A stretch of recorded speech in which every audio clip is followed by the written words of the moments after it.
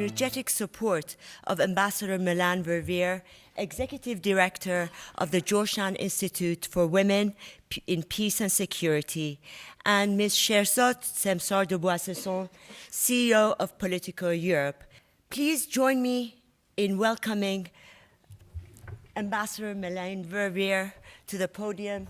Welcome. It's a great privilege and honor to introduce you. Start the program.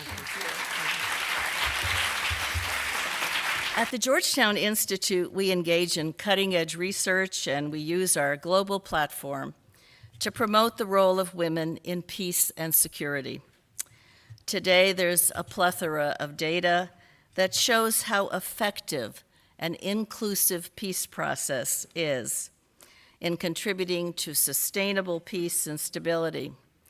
Yet women still are rarely at the peace tables, in negotiations, in conflict resolution, and engaged in reconstruction.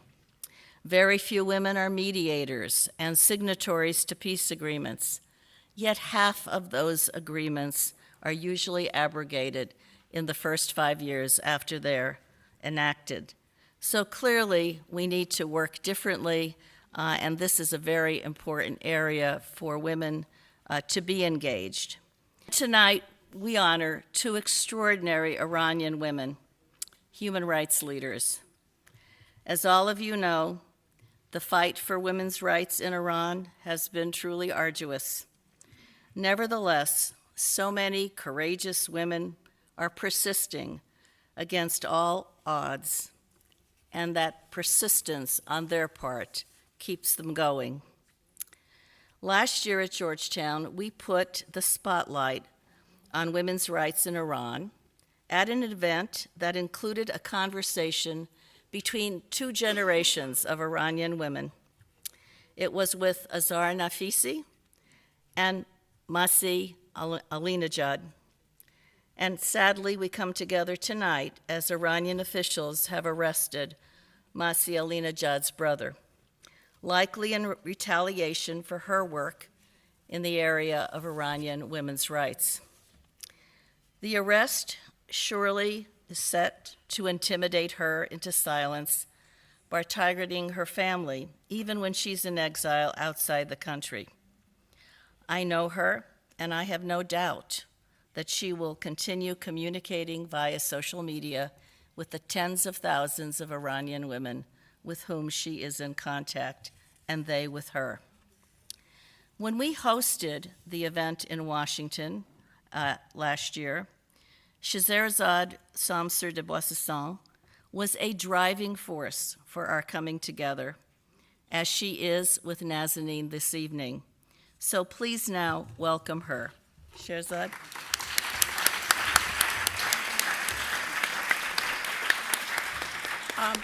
I'll be brief because really today, for those who know Milan, she's a force of nature. She's actually achieved the unachievable, which is bringing Iranians together. And twice in 10 months, once in Washington and tonight in London. As I always say, many of us have left Iran. Iran has never left us. And I thank you all for coming tonight for an evening of celebration, unity, and hope. Thank you.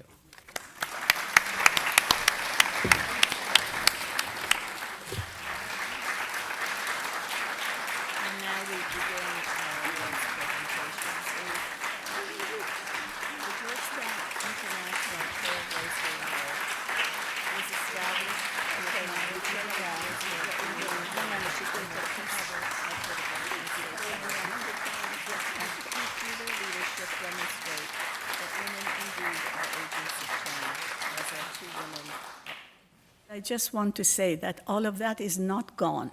The women in Iran right now are 60% of university people. They are writers, they are directors of films, they are entrepreneurs, they are extraordinarily successful in anything in the private realm. In the public realm, it's difficult and they're limited in many ways, but they're fighters, creators, brave women. And some of the things that they have done in terms of mobilizing through social media and through regular channels have been things that we, in my organization, Women's Learning Partnership, we have translated into Russian, Arabic, and so forth, and they're using it in other countries. So our hope for the future, really, is the women of Iran getting together, like the women here, and letting the fundamentalists have it. And خانم ها و آقایان، مفتخرم از اینکه فعالیت‌های من مورد تقدیر موسسه جورجتاون برای زنان، صلح و امنیت قرار گرفته. این پیروزی‌ها اندک بود و نسل جوان را راضی نمی‌کرد. این بار دختران ما پرچم مبارزه را بر دوش گرفتند. آنان نه با مقاله و کتاب و نه در محافل و مجامع علمی، بلکه در خیابان‌ها فریاد برابری سر دادند. از جمله به نشانه اعتراض به حقوق از دست رفته در خیابان روسری از سر برداشتند. تعدادی از زنان زندان رفتند. اخیراً نیز دختری جوان خود را به آتش کشید. اما چه باک که این جنبش سر ایستادن ندارد. هر زنی که به زندان افتاد 10 نفر دیگر به این رود خروشان پیوست. این رود روزی نه چندان دور به سرمنزل مقصود که همانا برابری کامل است خواهد رسید. مهمترین دستاورد این نسل همراه ساختن مردان با این جنبش بود. زیرا مردان ایرانی می‌دانند که پیروزی زنان مقدمه دموکراسی در ایران است. و سخن آخر، یادار، ز شمع مرده یادار.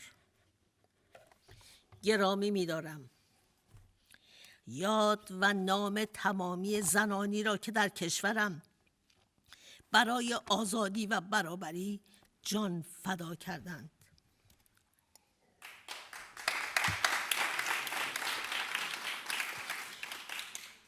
مخصوصاً استاد عزیزم خانم دکتر فرخرو پارسا،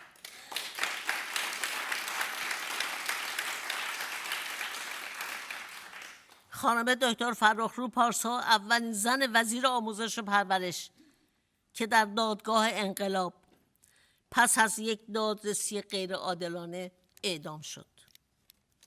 یادش همواره گرامی باد. متشکرم.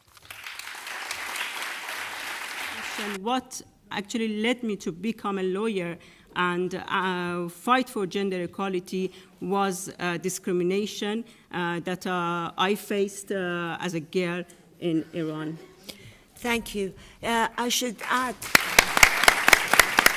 Just the example of the blue girl in the past month will tell you how things have worked. It is for over a decade that FIFA has been threatening to throw Iran out of the international football tournaments if they don't allow women into the stadiums. And they have threatened and they've never actually carried it out until now. And the women in Iran for a decade have been trying. Shadi Sadr, who is not here with us today, was one of the people to begin this campaign with all the other activists to try and get permission for women to get into stadiums to watch sports in Iran.